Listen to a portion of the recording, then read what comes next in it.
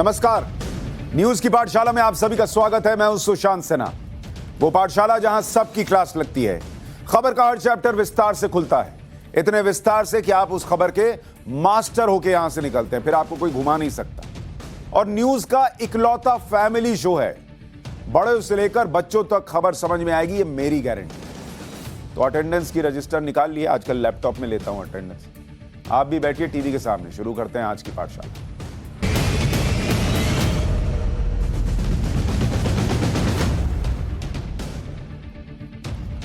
पाठशाला में आज क्या लेकर आया हूं, सबसे पहले बताऊं, जहांगीरपुरी में जो हिंसा हुई दिल्ली के अंदर, उसकी सबसे बड़ी गवाही आपको दिखाऊंगा लाइव।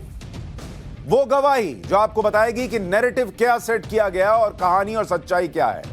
दिल्ली हिंसा पर झूठ गढ़ने वालों की आज क्लास लगाऊंगा कायदे से।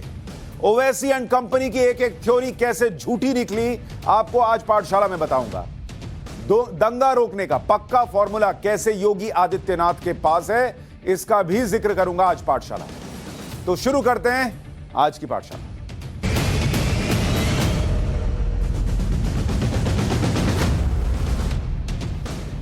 आज हम सबसे पहले जहांगीरपुरी हिंसा की गवाही देने वाले 9 वीडियो आपको दिखाने वाले। एक एक वीडियो खुद गवाही देगा कि उस दिन क्या हुआ, जो कहा जा रहा है और जो दिख रहा है उसमें कितना अंतर दिखता है। लेकिन उससे पहले यह जरूर बताना चाहूंगा कि कल हमने पाठशाला में बीजेपी से 23 करोड़ का सवाल पूछा और यह कहा था कि आखिर बीजेपी भी दूसरों की तरह कब तक विक्टिम कार्ड खेलेगी। सब गलत है, सब जो है वो इस देश को बर्बाद करना चाहते हैं, हम ही बचाएंगे, ये कब तक बोलकर लोगों को इस तरीके से हिंसा की आग में परेशान होने देगी। आज हमारे सवालों का बड़ा असर हुआ है। दिल्ली में जहांगीरपुरी हिंसा के आरोपियों पर कड़े एक्शन के साथ साथ अब उन पर एनएसए लगा दिया गया है। गृह मंत्री अमित शाह ने दिल्ली पुलिस को निर्देश दिया है कि जहांगीरपुरी हिंसा के जो आरोपी हैं उन पर नेशनल सिक्योरिटी एक्ट यानी एनएसए लगा दिया जाए।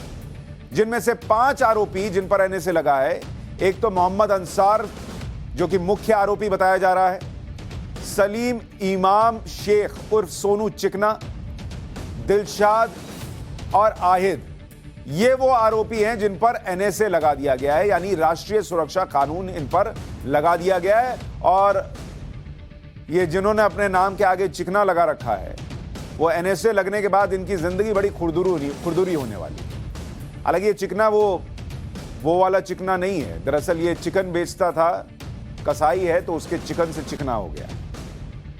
लेकिन एनएसए क्या है और इसके तहत केस दर्ज होगा तो क्या होगा, ये जान लीजिए, क्योंकि क्यों ये बड़ा कदम है ये आपको बता रहा हूं। दरअसल एनएसए लगने यानी राष्ट्रीय सुरक्षा कानून लगने के बाद आरोप तय हुए बिना भी 12 महीने तक किसी शख्स को हिरासत में रखा जा सकता है। यह तब लगता है जब सुरक्षा एजेंसीज को लगता है कि कोई व्यक्ति देश की सुरक्षा के लिए बड़ा खतरा है। एनएसए में संविधान के आर्टिकल 22(1) के तहत दिए जाने वाले अधिकार आरोपी पर लागू नहीं होते, यानी सरकार चाहे तो एनएसए एक्ट लगाकर व्यक्ति को अपना केस डिफेंड करने की भी इजाजत नहीं मिलेगी। यह सबसे सख्त कानूनों में से एक है। बहुत ही सेलेक्टिव केस में इसका इस्तेमाल किया जाता है और यहां इसका इस्तेमाल किया गया है, यानी बहुत कड़ा संदेश दिया है गृह मंत्री अमित शाह ने कि बॉस ये करोगे तो फिर ऐसा अंदर जाओगे कि बाहर निकलना मुश्किल हो जाए। लेकिन गृह मंत्री के इस एक्शन के बीच आज जहांगीरपुरी की हिंसा की बड़ी गवाही सामने है। ये गवाही वो 9 वीडियोज हैं जिनसे साफ हो रहा है कि पीड़ित कौन है और गुनहगार कौन है। इन वीडियो से साफ हो रहा है कि नैरेटिव कुछ और बनाया जा रहा है और सच कुछ और है। और मैं आपको एक एक करके दिखाता और बताता हूं कि नैरेटिव क्या बनाया गया और जब हमने वीडियो को खंगाला तो उसमें सच्चाई क्या निकल कर आई या उसमें क्या दिखा। तो पहले आप नैरेटिव देख लीजिए। आपको अभी तक जहांगीरपुरी में जो हिंसा हुई उसका पहला नैरेटिव क्या कहता है। पहला नैरेटिव कहता है कि शोभा यात्रा जो निकल रही थी उसमें जो लोग थे उन्होंने ही हिंसा फैलाई। शोभा यात्रा के लोगों ने हिंसा फैलाई और वही गुनहगार है। यह पहला नैरेटिव है। यह आपने सुना है, सबसे ज्यादा तो यही कहा जा रहा है ना कि भाई शोभा यात्रा के लोग थे, यही लोग वहां पर तमाशा किए, इन्हीं लोगों ने हिंसा भड़काई। ओवैसी ने तो यह तक कह दिया कि भाई वहां पर भगवा लहरा दिया मस्जिद के ऊपर, तमाम चीजें। वीडियो आज तक नहीं दिखाए। सच क्या है, पहले वीडियो देखिए, फिर उसके बाद आपको बताऊंगा कि कैसे ये वीडियो गवाही दे रहा है।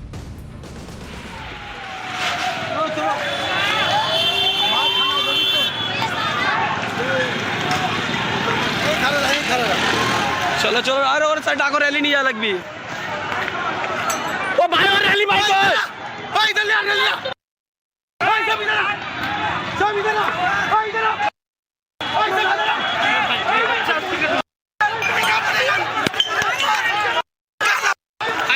चाचा चाचा गलत हो रहा है ये, चाचा देख रहे हो।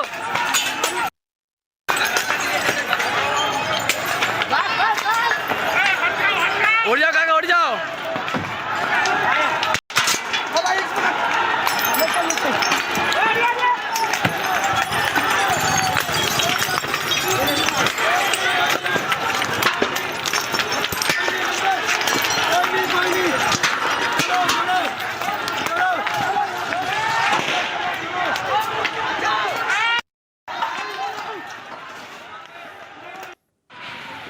अब ये पहला वीडियो क्या गवाही दे रहा है वो मैं आपको बताता हूं। नैरेटिव क्या था कि जो शोभा यात्रा निकली या जिन्होंने शोभा यात्रा निकाली वो वहां हिंसा करने ही गए थे, उन्होंने वहां पर माहौल खराब किया, उनकी वजह से सब हुआ और उन्होंने सब किया। अब आप ये वीडियो देखिए और बताइए कि जो वहां पर हिंसा फैलाने गए थे वो अपने भगवान के उस रथ को जो शोभा यात्रा में थी उसको बचा कर ले जाते दिख रहे हैं। वो बेचारे चिल्ला रहे हैं कि चाचा ये ठीक नहीं हो रहा है, ये रथ पर इस तरीके से हवा से बोतलें आई जा रही हैं, फूटती जा रही हैं। ये वो कह रहे हैं, वो गिड़गिड़ा रहे हैं कि ऐसा मत करो और किसी तरीके से रथ यात्रा को पूरा करें या रथ को बचाकर ले जा रहे हैं, अपने भगवान को बचा रहे हैं। अब मुझे बताइए जो वहां हिंसा करने गया था वो तो रथ बचा रहा है, सो कॉल्ड। भाई यही कहा गया ना कि ये लोग हिंसा करने गए थे, तो जो हिंसा करने गया वो रथ बचा रहा है। वो कह रहा है चाचा ये गलत हो रहा है, ऐसा मत करो। उस पर पत्थर और उस पर बोतलें फेंकी जा रही हैं। तो जो हिंसा करने गया था, जिन तलवारों को कहा गया कि तलवारें लहराई जा रही हैं, अगर वो तलवार चलाने के लिए ले गई होती तो ये ऐसे गिड़गिड़ा कर अपने भगवान को बचाना पड़ रहा होता। तो जो नैरेटिव था वो तो साफ इससे मैच नहीं खाता। अगर शोभा यात्रा वाले हिंसा फैलाने गए थे तो मुझे ये बताइए वो क्यों चाचा से रिक्वेस्ट कर रहे हैं कि चाचा ये ठीक नहीं हो रहा है। उनके हिसाब से तो यही ठीक था ना, वो तो दंगा ही करने गए थे, वो तो हिंसा ही फैलाने गए थे, तो फिर वो क्यों गिड़गिड़ा रहे हैं कि चाचा ये ठीक नहीं हो रहा। दिमाग लगाइए, नैरेटिव क्या है और तस्वीर में क्या सच्चाई सामने आ रही है। इसमें आप देखिए कैसे बेचारे मतलब देख रहे हैं कि कब बोतल गिरना रुके तब हम भगवान का जो रथ है उसको बचा कर ले जाएं। एक बार अब इस वीडियो को फिर से देखिए कि ये वीडियो क्या गवाही दे रहा है। जो मैंने कहा वो आपको दिखता है कि नहीं, और देखिए क्या हुआ है वहां पर।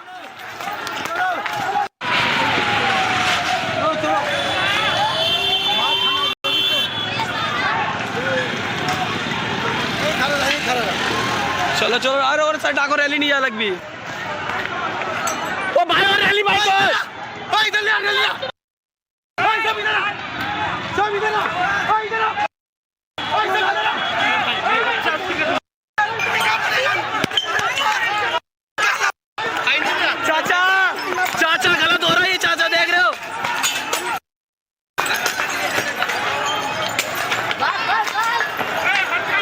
उड़ जाओ काका उड़ जाओ।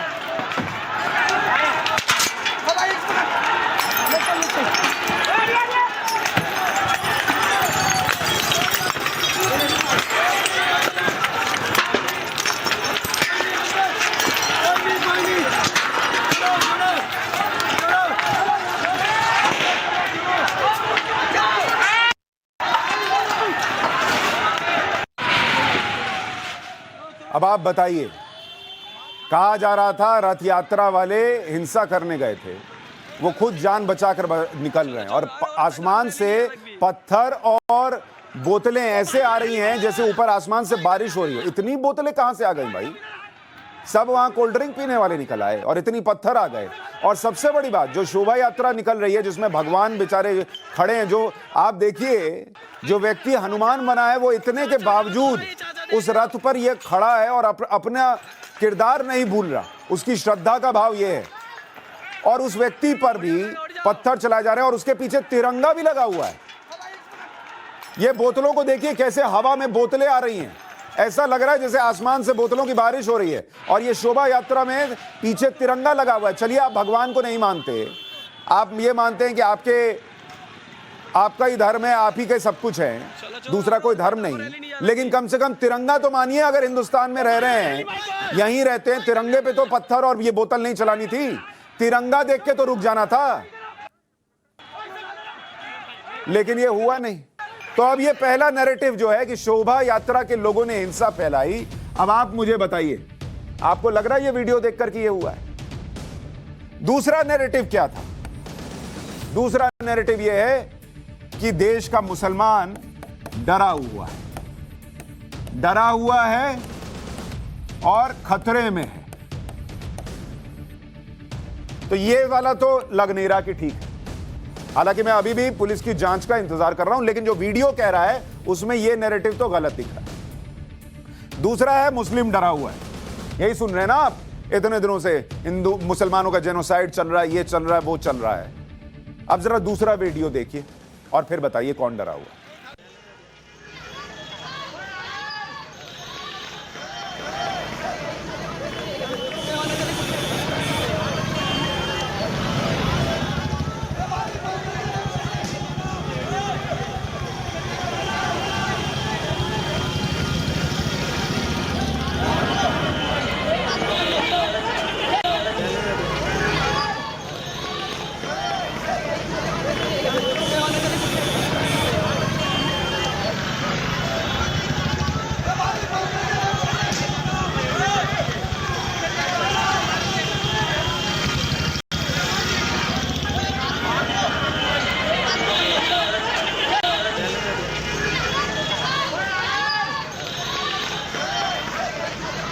रहे हैं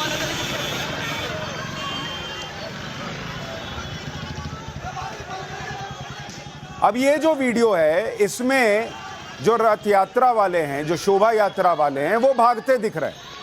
अब मुझे बताइए, कहा यह जा रहा है ये लोग हिंसा फैलाने गए थे तो भाग क्यों रहे हैं? तलवारें लहरा रहे थे, तो जो तलवार ले जाएगा हिंसा करने के लिए वो भागेगा क्यों? वो तो चलाएगा फिर। और तीसरी बड़ी बात कि मुसलमान इस देश में डरे हुए हैं, जो डरे हुए हैं वो भागते नहीं दिख रहे, लेकिन जो वहां गए थे शोभा यात्रा में सो कॉल्ड हिंसा फैलाने, वो सब भाग रहे हैं। आप देखिए, किसी तस्वीर में आपको मुसलमान भागता दिख रहा है? ये सारे वो लोग हैं जो शोभा यात्रा में शामिल थे, सब वहां से भाग रहे हैं, क्योंकि उधर से बेइंतहा संख्या में पत्थर चल रहे हैं और बोतलें चल रही हैं। ये भाग रहे हैं लोग। अब मुझे बताइए, इस वीडियो को देखने के बाद आपके दिमाग में क्या आता है? जो डरा हुआ होता है वो भागता है, या जो डराने वाला होता है वो भागता है कि मैं डरा रहा हूं और मैं भाग रहा हूं? ऐसा होता है क्या? तो ये जो दूसरा नैरेटिव था कि मुसलमान डरे हुए हैं, वो इस वीडियो में तो नहीं दिख रहा। इस वीडियो में तो जो शोभा यात्रा वाले हैं वो डरे दिखते हैं। ये नैरेटिव कहां गया फिर? यानी सच ये है कि शोभा यात्रा निकालने वाले भाग रहे हैं, उन पर पथराव हो रहा था। हिंसा फैलाने गए होते, मोटिव ये होता कि वहां जाके तमाशा करना, हिंसा फैलानी है, तो भाग नहीं रहे होते, लड़ रहे होते। तीसरा नैरेटिव जो फैलाया गया, शोभा यात्रा वाले तलवार और हथियार हिंसा के लिए ले गए थे। तलवार हिंसा के लिए थी, यही नैरेटिव का था ना? अब जरा देखते हैं वीडियो क्या कहता है कि तलवार कितनी हिंसा के लिए थी। इसका एक वीडियो देखिए जरा।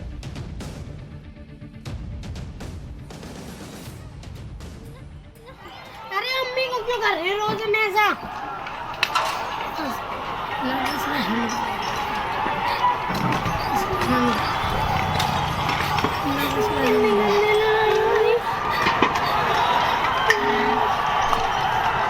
सारे मुसलमान आ गए, सारे मुसलमान खड़की,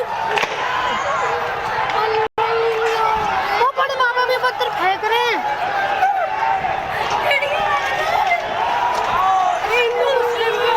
अरे चलो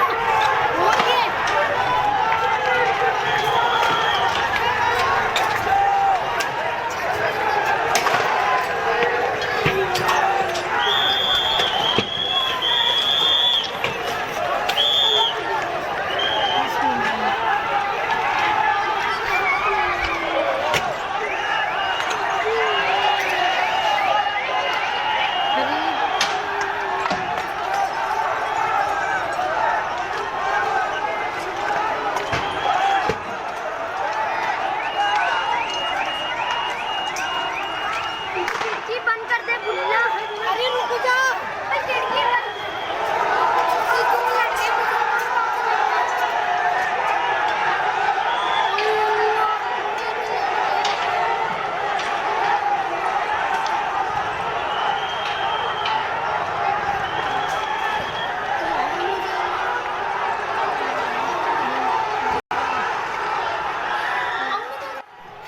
अब मुझे बताइए, नैरेटिव ये था कि तलवारें हिंसा के लिए ले जाई गई थी।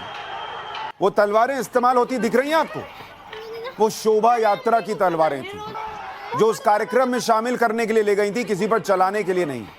चलाने के लिए ले जाई गई होती तो ऐसे दौड़ा दौड़ा कर पीछे भीड़ जा जाकर पत्थर नहीं मार रही होती। और मैं आश्चर्यचकित हूं, छोटी बच्ची की आवाज आ रही है, बच्चे की आवाज आ रही है कि ये रोजे में क्या चल रहा है और बड़े मामू पत्थर मार रहे हैं। बच्चे को समझ में आ रहा है कि बड़े मामू ने रोजा रखा है तो ये सब नहीं करना चाहिए, रमजान का पाक महीना चल रहा है और उसमें तो संयम दिखाना होता है। वो जो रोजा रखते हैं वो संयम का प्रतीक होता है कि आप कितना संयम दिखा सकते हैं।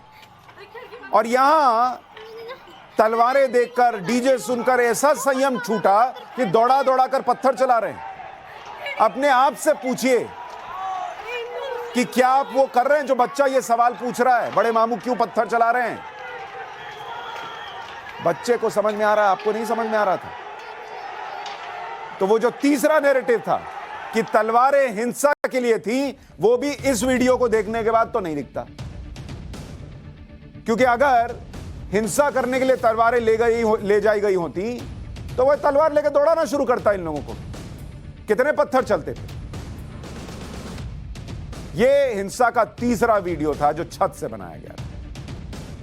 भीड़ पीछे से रथ यात्रा पर पथराव करती दिखती है, तलवार लाठी डंडे सब है उनके पास। तो सच्चाई यह है कि तलवार हिंसा के लिए नहीं थी, वो शोभा यात्रा के लिए थी। यह इस वीडियो में दिखता है, बाकी जो जांच में आएगा वो भी बताऊंगा। चौथा नैरेटिव क्या है? चौथा नैरेटिव यह कहा गया कि माहौल जो है वहां अचानक बिगड़ा।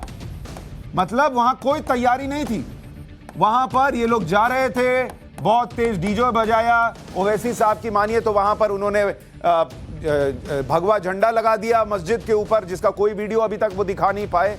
मतलब वहां पर ऐसे हालात बना दिए गए अचानक कि माहौल बिगड़ गया। अचानक हुआ। जरा चौथा वीडियो देखिए।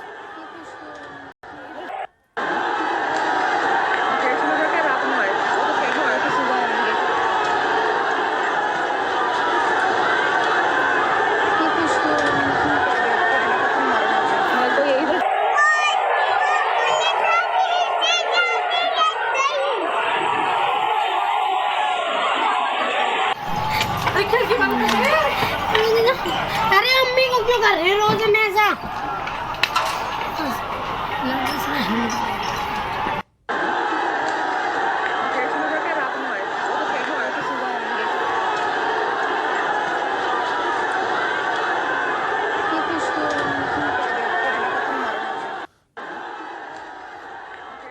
तो नैरेटिव ये था कि अचानक सब हो गया। अब मुझे ये बताइए कि अगर ये सब अचानक हुआ, अचानक आपको गुस्सा आ गया, थोड़ी देर के लिए ये भी मान लूं कि सड़क पर पत्थर ही पत्थर था और आप लोगों ने उठाकर पत्थर चला दिए। बोतलें घर में इतनी रखी थी, इतना कोल्ड ड्रिंक पीते थे कि बोतल भरी थी, बोतल मार दिया आपने। लेकिन ये कैसे साबित होगा या ये इसको कैसे जस्टिफाई कीजिएगा कि वहां तलवारें हाथ में नजर आ रही हैं, वहां बड़े बड़े डंडे हाथ में नजर आ रहे हैं? ये भी अचानक आ गया। भाई जो शोभा यात्रा में गए वो तो शोभा यात्रा के लिए तलवार लेकर गए थे और वो भी चलाते नहीं दिख रहा है। लेकिन ये जो भीड़ दिख रही है तलवार लहराती हुई, डंडे लहराती हुई दौड़ा रही है शोभा यात्रा के लोगों को, अगर अचानक हुआ तो इतनी भीड़ कहां से आई? अगर अचानक हुआ तो ये तलवारें कहां से आई? अगर अचानक हुआ तो इतने पत्थर, इतनी बोतलें, इतने लाठी डंडे कहां से आए? अरे अम्मी को क्यों कर रहे रोज? या तो फिर ये मानिए कि यहां हर कोई अपने घर में तलवार रखता है, या तो ये मानिए कि पत्थर और बोतलें पहले से जमा करके रखी थी। नहीं तो अचानक का नाटक मत कीजिए। क्या अचानक हो गया? अचानक वाली बात हजम नहीं हो रही इस वीडियो को देखकर। इतनी भीड़ जुटाने के लिए क्या अचानक हो सकता है?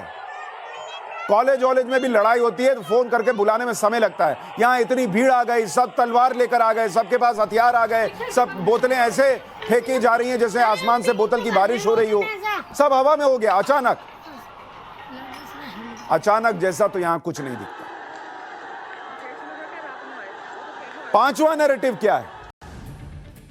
तो ये अचानक वाली बात जो है, ये अचानक भी जो है लग नहीं रहा। पांचवी बात, उस वक्त कुछ ऐसा हुआ कि मुस्लिम भड़क गए। उस वक्त, ये उस वक्त जो है ना, ये इंपॉर्टेंट है कि उस वक्त कुछ हुआ और मुसलमान जो है वहां पर भड़क गए। ठीक है, उस वक्त कुछ हुआ होगा। देखते हैं वीडियो क्या गवाही दे रहा है, जरा इस गवाही को देखिए।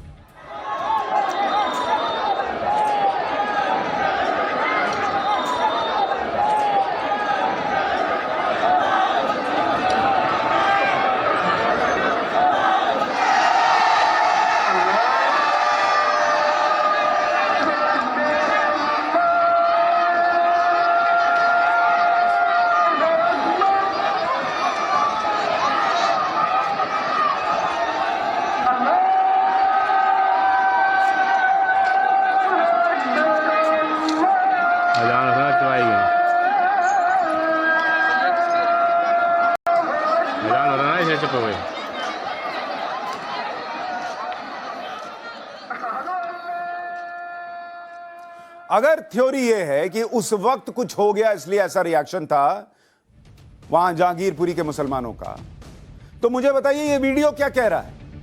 भाई आप पत्थर चला चुके, आप बोतलें फेंक चुके, वो बेचारा कहता रह गया कि मेरे भगवान जो रथ उस शोभा यात्रा में है इनको जाने दो, इस रथ को मत रोको। उस पर भी चलता रहा सब कुछ, दौड़ाकर उसको आखिर तक छोड़कर आए। उसके बाद जब पुलिस इस भीड़ को रोक रही है, आप देखिए ऐसे उकसावे में है, ऐसे हिंसक भीड़ नजर आ रही है कि अभी अगर पुलिस वहां से हट जाए तो कहां तक जाकर दौड़ाकर जो है वो हिसाब चुकता करेगी। तो मुझे ये बताइए, अगर अचानक हुआ था, सब हिसाब उस वक्त बराबर कर ही लिए, कोई पुलिस में जाने की जरूरत महसूस नहीं की, तो फिर ये क्या है? ये इतना गुस्सा कहां तक? भीड़ को ह्यूमन चेन बनाकर रोकने की कोशिश हो रही है, लेकिन पुलिस को भीड़ भी तेवर दिखा रही है। अच्छा, ऐसा नहीं है कि दिन की रोशनी में ही पथराव और बोतलें हुई, फेंकी गई। हिंसा के बाद मौके पर पहुंची पुलिस पर भी लोगों ने पथराव किया, पुलिस पर बोतलों से हमला किया। एक वीडियो दिखा रहा हूं, शोभा यात्रा और उसकी भीड़ नहीं है, केवल पुलिस के जवान खड़े, पुलिस पर ही हमला किया जा रहा है। अपने बचाव में पुलिस को आंसू गैस के गोले दागने पड़ रहे हैं। जरा ये वीडियो देखिए।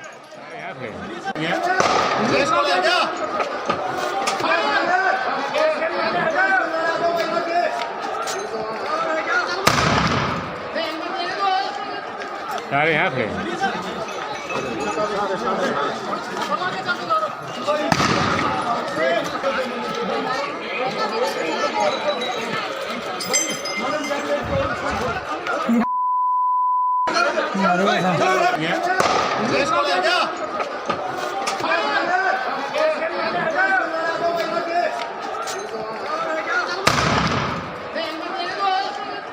सारे यहाँ थे। अब मुझे बताइए, शोभा यात्रा में थोड़ी देर के लिए मान लेता हूं फिर भी कुछ ऐसा हुआ, हालांकि कुछ भी हो जाए, पत्थर चलाने, बोतल चलाने, गोली चलाने का तो कोई मतलब नहीं था, फिर भी कुछ ऐसा हुआ कि आपको गुस्सा आ गया और आपने कर दिया। इस वक्त क्या हुआ? पुलिस पर क्यों चला रहे हैं? भाई जिनके शोभा यात्रा पर हमला हुआ वो तो पलट के नहीं आए, पत्थर चलाने, पुलिस पर बोतलें फेंकने। दिल्ली हिंसा के जो वीडियो अभी तक सामने आ रहे हैं उससे साफ है कि हिंसा की तैयारी पहले से थी। उग्र भीड़ के पास तलवार, लाठी, डंडे सब थे। हिंसा से ठीक एक रात पहले, यानी 15 अप्रैल की रात का एक वीडियो भी सामने आया। 15 अप्रैल की रात का ये वीडियो देखिए, ये 7वां वीडियो आपको दिखा रहा हूं। ये रात के 2:11 के करीब की तस्वीर है। इसमें कुछ युवक लाठी डंडों का इंतजाम कर रहे हैं, लाठी डंडे इकट्ठा किए जा रहे हैं, यह बताया जा रहा है इस वीडियो में। अब रात के 2:15 बजे कौन लाठी डंडे जमा करता है भाई? किस मकसद से जमा करता है? एक रात पहले की तस्वीर बताई जा रही है। हालांकि इस वीडियो की भी जांच हो रही है और जो मैं बार बार कह रहा हूं, जो जांच में आएगा वो भी आपको बताऊंगा, लेकिन जो वीडियो गवाही दे रहा है उसमें तो यह पूछना लाजमी है कि रात 2:15 बजे कौन डंडे इकट्ठा करता है। अब आपको 8वां वीडियो दिखाता हूं। हिंसा के दिन का वीडियो है जिसमें कुछ लोग मस्जिद की छत पर नजर आ रहे हैं। दावा है कि ये लोग छत से पत्थरबाजी कर रहे हैं। अब ये बताइए कि अगर ये दावा सही है कि लोग छत पर खड़े थे और वहां से पत्थरबाजी कर रहे थे, तो वहां पत्थर पहुंचे कैसे? मस्जिद के ऊपर कोई भगवा तो नजर नहीं आ रहा, भगवा झंडा, जैसा असदुद्दीन ओवैसी कह रहे थे कि वहां भगवा झंडा फहरा दिया गया था। अगर भगवा झंडा फहराया गया तो वो मस्जिद पर दिख क्यों नहीं रहा? कहां है? अगर आपको दिख रहा है तो आप मुझे भेजिए। ओवैसी साहब ने तो कोई वीडियो नहीं जारी किया, इसमें भी नहीं दिख रहा अभी तक। तो आएगा तो वो भी चला के दिखा दूंगा, लेकिन अभी तो नहीं दिख रहा। यहां तो ऊपर से लोग दिख रहे हैं और कहा जा रहा है पत्थर भी चला है, ये भी आरोप लग रहा है इन पर। पुलिस जांच कर रही है, सब कुछ पता चल जाएगा, लेकिन वीडियो बहुत कुछ कह रहे हैं। अब आपको 9वां वीडियो दिखाता हूं। शोभा यात्रा आराम से निकल रही है, तभी कुछ लोग बहस करने लगते हैं और इसके बाद ही विवाद बढ़ता है, पत्थरबाजी शुरू हो जाती है। नैरेटिव में क्या था कि मस्जिद में झंडा लगाने की कोशिश की गई, जबकि यह अफवाह थी, क्योंकि ऐसी कोई घटना का वीडियो अभी तक सामने नहीं आया। सच यह है कि आरोपी अंसार और दूसरे आरोपियों ने बहस की, जिसके बाद विवाद शुरू हुआ और फिर हिंसा हुई। यह वीडियो भी देख लीजिए।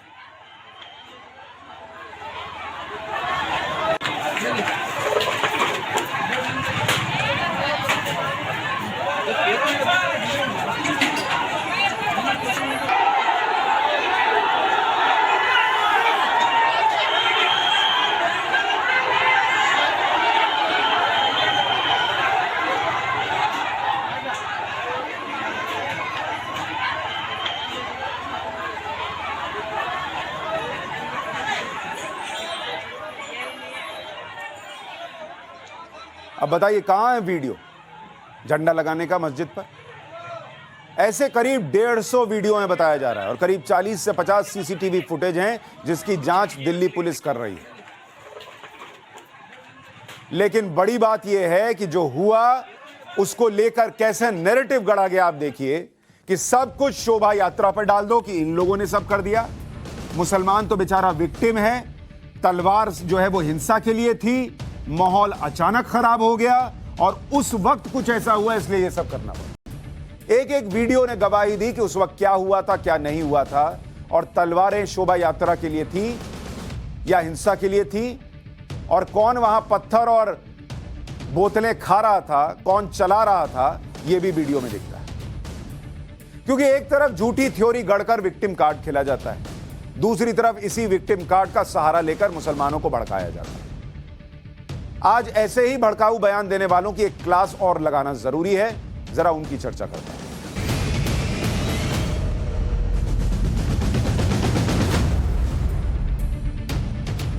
देवबंद के मुफ्ती का एक भड़काऊ बयान सामने आया है। एक ऑडियो वायरल हो रहा है। यह ऑडियो देवबंद के ट्विटर हैंडल से जारी हुआ है, जिसमें मुफ्ती ये कहते सुनाई दे रहे हैं कि अगर हमला हो जाए तो छत से केवल नारा ना बुलंद करें, बल्कि जितनी हिम्मत ताकत अल्लाह ने दी है उसके साथ मुकाबला करें। जरा सुनिए। अपने वक्त पर मौत आएगी और सिर्फ एक मर्तबा आएगी, कोई मौत को रोक नहीं सकता, लेकिन मौत के डर से हमेशा हम घर के अंदर अब बैठे ताकते रहे, ये भी तरीका नहीं है। लेकिन अगर हमारी जान माल इज्जत आबरू के ऊपर कोई हमला आवर होता है तो सिर्फ नारे तकबीर न लगाए छत के ऊपर चढ़कर, बल्कि अल्लाह ने जितनी ताकत दी है, हिम्मत दी है, जितनी इस्तिताअत है, जो असबाब फराहम हो, उनके जरिए अपना दिफा करने की कोशिश करनी चाहिए। फिर कहूँगा मौत आए तो इज्जत के साथ आए, मौत आएगी अपने वक्त के ऊपर आएगी, लेकिन दिलों में बुज़दिली बैठाकर, कमजोरी बैठाकर और अपने को दूसरों के सपुर्द कर देना, हवाले कर देना, ये ईमान वाले की शान नहीं है। तो मौलाना साहब ये नहीं सिखा रहे हैं कि अगर किसी मुसीबत में फंस जाओ तो देश की कानून व्यवस्था पे विश्वास करो। वो ये नहीं कह रहे हैं कि पूरी ताकत से मोबाइल में पुलिस का नंबर लगाओ और पुलिस को बुलाओ। वो ये कह रहे हैं कि पूरी ताकत से सिर्फ नारा मत लगाओ, सामने वाले पर वो कर दो जो जितनी ताकत मिली है उसका इस्तेमाल कर दो। ये कानून व्यवस्था में इन लोगों का विश्वास है। ऐसे ही समाजवादी पार्टी की एक नेता है, नाम है रुबीना खान। उन्होंने भी भड़काऊ बयान दिया। रुबीना खान ने कहा कि मुस्लिम समाज को छेड़ने की कोशिश ना की जाए, ऐसा हुआ तो महिलाएं मोर्चा संभालेंगी। ये लोग जो हैं इस तरह खुलेआम सरकार इनको जो छूट दे रही है, जो ये काम कर रहे हैं, मैं इनको ये बताना चाहती हूँ कि ये गलत है और ये बहुत गलत है। अगर तुम अपनी हरकतों से बाज नहीं आए और तुमने हमारे धर्म के मामले में आड़ लगाई, तो हम महिलाओं ने भी चूड़ियां नहीं पहन रखी हैं, सैकड़ों की तादाद में महिलाएं, हम मोर्चा संभालेंगे और हम तुम्हारे मंदिरों के सामने जाकर के बैठेंगे और अपने कुरान का पाठ करेंगे और हम महिलाएं शांतिपूर्वक वहां पर जाकर के, हम तो, हमारा आचरण तुम्हारे आचरण की तरह नहीं है, हम शांतिपूर्वक जाकर वहां पर बैठेंगे और अपने धर्म का वहां पर जो है कुरान का पाठ करेंगे। और तुम लोगों को मैं समझाना चाहती हूं कि देखो, अपने अपने धर्म का पालन करो, अपने अपने धर्म की आस्था सबके साथ जुड़ी हुई है, दूसरे के धर्म के अगर तुम साथ खिलवाड़ करोगे तो इसका अंजाम अच्छा नहीं होगा। मैं ये बताना चाहती हूँ कि मुसलमान समुदाय को छेड़ने की कोशिश न करें। अगर ऐसा हुआ तो हम महिलाएं मोर्चे को संभालेंगे और हम महिलाएं बाहर निकलेंगे। हमने चूड़ियां नहीं पहन रखी हैं। रुबीना खान समाजवादी पार्टी की नेता इस वक्त हमारे साथ जुड़ भी रही हैं। रुबीना खान जी, बहुत स्वागत आपका टाइम्स नाउ नव भारत पर। सुना है आप पर एफआईआर भी हो गई है। आपका भी बहुत बहुत धन्यवाद मुझे इसमें जुड़ने के लिए। जी हाँ, आप इसको अच्छी खबर कह सकते हैं शायद कि मेरे ऊपर एफआईआर हो गई है, लेकिन मेरे लिए तो बुरी खबर है। और दूसरी बात ये कि सबसे बड़ी बात ये कि ये फैसला तो आप लोगों को करना चाहिए, आपको बताना चाहिए कि क्या ये सही है। जब कुछ हिंदूवादी संगठनों ने ये बात कही कि अगर मस्जिदों पे से लाउड स्पीकर नहीं उतारे गए तो हम वहां पर बैठकर हनुमान चालीसा करेंगे, उसके जवाब में मैंने, ये लोकतांत्रिक देश है, हमें भी अपनी बात रखने का इसमें इस देश में हक है। मैंने सिर्फ उस बात का जवाब दिया। मैंने ये कहा कि अगर आप लोग मस्जिदों के सामने बैठोगे, हनुमान चालीसा करोगे, तो हम मंदिरों के सामने बैठकर कुरान का पाठ करेंगी हम महिलाएं। तो मैंने इसमें कौन सा गुनाह कर दिया, मैंने इसमें कौन सी गलत बात कर दी। बात लाउड स्पीकर की जहां तक है तो लाउड स्पीकर का तो ये विवाद ही नहीं है। मैं तो खुद चाहती हूँ। रुबीना खान जी, अभी तो मैं देख पा रहा हूँ आपने चूड़ियां नहीं पहनी है, लेकिन आपने जो कहा था कि हमने चूड़ियां नहीं पहनी है, वो बड़ा विवादित बयान था कि चूड़ियां नहीं पहनी है, छेड़ोगे तो छोड़ेंगे नहीं, और ये सब बातें ना भड़काने वाली होती हैं। कौन इसका क्या मतलब निकालेगा, वो बड़ा खतरनाक होता है और वो दिख रहा है दिल्ली में जो हुआ है। देखिए, मैं आपको पूरी बात बताऊं। देखिए, जहां तक बात इस बात की है, मैं इस तरह की इंसान नहीं हूं। मैं सच बोलती हूं, इंसाफ का साथ देती हूं और मैं सभी धर्मों के लिए इसकी बहुत सम्मान करती हूं, सभी के लिए मैं बोलती हूं। मैंने वो जो बात कही थी उससे मेरा विस्तार वही था। भले आगे बोलने में मुझसे कुछ ऊंचा नीचा हो गया होगा, लेकिन मैंने जो शुरू में बात कही थी बस मेरा मकसद वही था। और मैं लाउड स्पीकर के लिए ये कहना चाहती थी कि ये सरकार का काम है। ये सरकार को जब अगर कोर्ट ऑर्डर देगा तो सरकार उतरवाएगी। उन लोगों को किसने हक दिया? मुझे भी किसी ने हक नहीं दिया कि मैं वहां पर बैठकर। अरे पर रुबीना जी, आप तो सरकार में नहीं है, समाजवादी पार्टी सरकार में नहीं है, तो सरकार को कर लेने देती है। आप वहां जाकर कह रही हैं हम जो है वहां जाकर कुरान पढ़ेंगे, इससे तो चीजें और भड़केंगी ना। आप कहती कि भाई हम लोग चलो पुलिस के पास जाएंगे और कहेंगे ये लोग गलत कह रहे हैं। आपने कहा हम जाके हम कुरान पढ़ेंगे, तो फिर इसी से मामला बिगड़ेगा। फिर वहां पे कोई आप कहेंगे कि जो दिल्ली में हुआ वो भी ऐसे ही होगा वहां पर। नहीं, कुरान पढ़ना इतनी बुरी बात नहीं है। नहीं, कुरान पढ़ना कोई बुरी बात नहीं है, लेकिन ये भड़काना है ना कि तुम अगर हनुमान चालीसा पढ़ोगे तो मैं कुरान पढ़ूंगी, वहीं हो जाएगा विवाद। देखिए, हर मजहब की किताब, चाहे वो गीता हो चाहे वो कुरान हो, वो क्या है ना कि कहते नहीं है कि कबीर बोला देखकर मस्जिद आली शान, अल्लाह तेरे वास्ते इतना बड़ा मकान, मूरत पे अंदर चढ़े घी पूरी मिष्ठान, और मंदिर के बाहर भूखा बच्चा रो रो के मांगे दान। चाहे गीता वाचिए चाहे बाइबिल देखिए या पढ़िए कुरान, चाहे गीता वाचिए चाहे बाइबिल देखिए या पढ़िए कुरान, प्रेम ही प्रेम बांटना हर पुस्तक का है ज्ञान। प्रेम। तो रुबीना खान जी, अगर इतना प्रेम बांटना था तो एफआईआर के पहले बांटना था ना। आपको ये कहना था कि भाई तुम लोग कह रहे हो कि तुम्हें अजान से दिक्कत हो रही है, लाउड स्पीकर से दिक्कत हो रही है। भाई मैं तुम्हारा दर्द समझती हूं, इस देश की कानून व्यवस्था में मेरा विश्वास है। सुप्रीम कोर्ट ने कहा है कि ऐसा नहीं होना चाहिए। हम लोग इस पे विचार करते हैं और देखते हैं कि हमें लाउड स्पीकर की आवाज कम करनी है या नीचे कर लेना है। आप धमकाने लगी कि अरे हमने चूड़ियां नहीं पहनी, हम जाके कुरान पढ़ेंगे। यहां दिक्कत आई मैडम। पहले तो मैं आपको बताऊं कि मैं हॉस्पिटल से अभी डिस्चार्ज होकर के आई थी और रामपुर में मैं अपने वतन में हूँ, मैं बीमार हूँ यहाँ, और मुझे मालूम भी नहीं था इस पूरी बात का। मैं पूरी बात को समझ नहीं पाई और मीडिया ने मुझे यहाँ पर भी परेशान करना शुरू कर दिया कि नहीं मैडम बताइए, मुझसे मेरा वक्तव्य लिया। और मैं जो हूँ सबका सम्मान करती हूँ, मीडिया से भी प्यार है, मुझे लगाव है, क्योंकि मुझे सम्मान देते हैं वो और मुझे मौका देते हैं। मैं इस लायक अपने आप को नहीं समझती। तो मैंने अब जाहिर सी बात है, बीमार आदमी को कुछ इतनी बात समझ में नहीं आती ठीक है, मेरा मतलब गलत नहीं था। मैंने आपको कहा 100 बात की एक बात देखिए, मेरी समझ लीजिए कि मेरा मतलब सिर्फ इतना था कि तुमने कहा हनुमान चालीसा पढ़ेंगे। तो रुबीना बहन जो आपके हिंदू भाई हैं, आप मोहब्बत बांटते हुए उनसे माफी मांग लीजिए अगर उनको बुरा लगा है तो। सुनिए, मैं आपसे अभी कुछ यही कहना चाह रही थी, 1 मिनट का मौका दीजिए। मेरे उच्चारण में अगर कुछ गलती हो गई हो, अगर उनको बुरा लगा है और अगर उनकी भावनाओं को ठेस पहुंची है मेरे किसी भाई को, तो मैं अपने शब्द वापस लेती हूँ, मैं अपने और खेद प्रकट करती हूँ, क्योंकि मेरा मकसद ये है नहीं किसी का दिल दुखाना। देखिए, अभी कुछ दिन पहले अलीगढ़ के अंदर जितेंद्र शर्मा ने ये कहा था कि विष्णु ब्रह्मा जो हमारे भगवान, जो आप लोगों के भगवान हैं, वो अपनी माँ और बहनों के साथ बलात्कार करते हैं। तब भी मैं इसी तरह से निकल के आई थी इसी बीमारी के अंदर, तब तो मैं और भी ज्यादा बीमार थी, और मैंने कहा था कि उसकी जबान काट के लाने वाले को मैं 50,000 रुपए का नगद इनाम दूंगी। तब भी मैं बोली थी, तब तो मेरे ऊपर किसी ने ये नहीं कहा कि FIR नहीं, लेकिन आपने तब भी गलत कहा था। आपने जब कहा था कि हिजाब को कोई छुएगा तो उसका हाथ काट दिया जाएगा, तब भी गलत कहा था। ऐसी बातें मत किया कीजिए, आपकी तबीयत इसीलिए खराब रह रही है, आपकी बातें अल्लाह को पसंद नहीं आ रही हैं, ये मारा पीटी की बातें ना किया कीजिए।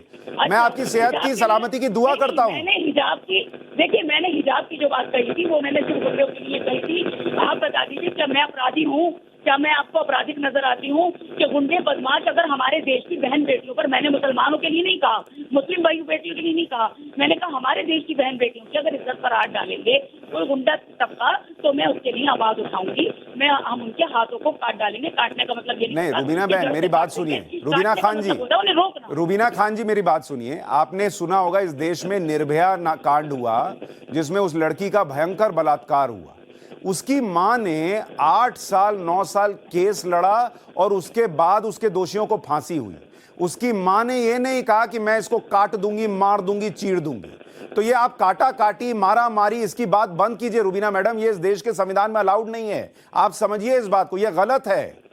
देखिए मेरा मतलब कभी कभी ऐसा होता है कि हम कहना कुछ चाहते हैं, पर आपके साथ कभी कभी नहीं होता ना मैडम, आपके साथ अक्सर हो रहा है।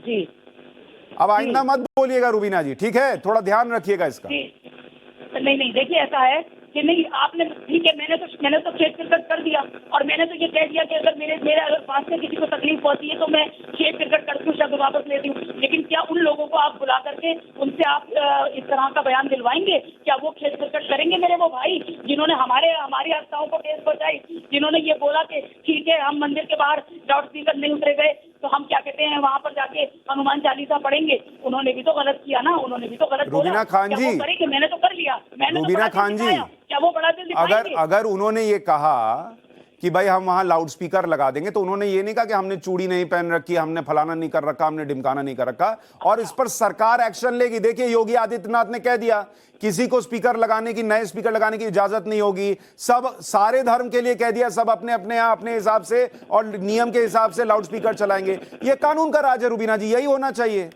मैं भी तो वही कह रही हूँ, मैंने भी तो वही कहा, आप मेरी ही बात को कह रहे हैं, मैंने भी तो वही कहा कि उनको ये हक नहीं था कहने का, ये तो कोर्ट फैसला करेगा। अगर कोर्ट को ये लगता है कि अगर ये माइक उतर जाने चाहिए तो मैं तो वैसे उस विवाद को खत्म ही करना चाहिए, माइक उतरवा देने चाहिए, सारे धर्म स्थलों से माइक उतर जाए, क्योंकि भगवान की पूजा जो होती है वो दिल से होती है, उसके लिए शोर शराबा करने की कोई जरूरत नहीं। देखिए रुबीना बहन, मैं बस आपको इतना समझा रहा हूं कि अगर मैं आपसे ये कहूं कि रुबीना जी ऐसा अगली बार से मत कहिएगा, और अगर मैं आपसे ये कहूं कि रुबीना जी अगली बार से ऐसा मत कहिएगा वरना मैं देख लूंगा, तो दोनों में फर्क हो जाता है ना मैडम, यही फर्क है, यही आपको समझना है। आप नेता है ना। देखिए मैंने फिर भी कहा ना कि मेरे कहने का मतलब चाहे जो भी हो, मेरा मतलब वो नहीं था, फिर भी मैं कह रही हूँ किसी को तकलीफ पहुंचाना मेरा मकसद नहीं है, मैं किसी को तकलीफ नहीं, और मैं हिंदू भाईचारे में बहुत यकीन रखती हूँ, बहुत रखती हूँ। आपको मैं किस तरह समझाऊं, मैं इस बात पर अगर यकीन नहीं रखती तो मैं जितेंद्र शर्मा के लिए बयान नहीं देती। मैंने जो उसके लिए भी उतना ही बोला जितना कि मैं मुस्लिमों के लिए बोलती हूँ। और जैसे कि ये जो यात्रा निकली है, शोभा यात्रा, जिसके ऊपर आप बता रहे हैं, अभी जिक्र कर रहे हो, मैंने भी सुना, मैं उसके लिए भी यही बात कह रही हूँ। अगर उसके लिए जो लोग जिम्मेदार हैं उनकी जांच होनी चाहिए, अगर उसके लिए मुसलमान जिम्मेदार है तो उन्हें सजा मिलनी चाहिए, हिंदू जिम्मेदार है तो उन्हें सजा मिलनी चाहिए। देखिए हिंदू मुस्लिम कोई अलग अलग नहीं है, ये हमारा देश है, ये भारत हमारा घर है, हमारा परिवार है, जहाँ 4 बर्तन होते खटकते हैं। ठीक है, मुझे अपने भाइयों की बात बुरी लगी, मैंने उनको जवाब दे दिया, हमारी आपस की बात थी, इसका मतलब ये थोड़ी ना कि मेरे दिल में उनके लिए कोई नफरत पैदा हो गई, तो उनके लिए मेरे दिल में नफरत पैदा हो गई, जो उन्होंने मेरे लिए मेरे ऊपर FIR करा दी। ठीक है, ये उनका है। मैं तो नहीं जाऊंगी अपने भाइयों पे FIR कराना। कई बार ऐसी बातें होती है, मैं तो कभी नहीं गई, कभी आज तक मेरा रिकॉर्ड नहीं है कि मैंने किसी के खिलाफ। ठीक है, अच्छी बात है। देखिए, आप पर FIR ना हो, इससे अच्छा क्या हो सकता है। और आप इस FIR से भी निकल आए और अच्छा बोले। ईद में अच्छी सेवाई खाइए, मीठी मीठी सेवाई खाइए और मीठा मीठा बोलिए। यही दुआ है आपसे। बहुत बहुत धन्यवाद हमारे साथ जुड़ने के लिए। FIR बहुत कुछ बदल देती है। PFI वाले नेता के भी सुर बदले थे और रुबीना बहन के भी बदल गए। दुनिया में यह नैरेटिव बनाने की साजिश की जा रही है कि भारत में मुसलमानों पर हमले हो रहे हैं, भारत में कट्टर हिंदुत्व हावी है। लेकिन दुनिया में दूसरे देशों में तो कट्टर हिंदू नहीं है, वहां पर भी पथराव और हिंसा हो रही है। अब इसका जरा चैप्टर खोलकर आपको दिखाता हूं।